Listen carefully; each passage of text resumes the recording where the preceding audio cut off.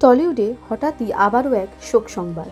প্রয়াত অভিনেতা জয় বন্দ্যোপাধ্যায় সোমবার সকালে কলকাতার এক বেসরকারি হাসপাতালে শেষ নিঃশ্বাস ত্যাগ করেন এই জনপ্রিয় অভিনেতা। বয়স হয়েছিল ৬২ বছর। শ্বাসকষ্টজনিত সমস্যা নিয়ে হাসপাতালে ভর্তি ছিলেন জয়। দুদিন আগে ভেন্টিলেশনে ছিলেন। এই মুহূর্তে হাসপাতালেই আছে তার মরদেহ।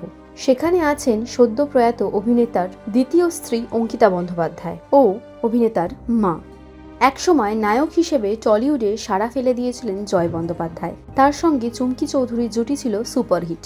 হীরক জয়ন্তী, মিলন তিথি, জীবন মরণ, নাগমতী সহ অনেক জনপ্রিয় ছবির নায়ক ছিলেন জয়। তবে দীর্ঘ সময় তিনি অভিনয় থেকে দূরে ছিলেন। পরবর্তী সময়ে রাজনীতির ময়দানে বেশ জনপ্রিয় মুখ হয়ে ওঠেন। পরে আবার রাজনীতি থেকে সরেও আসেন।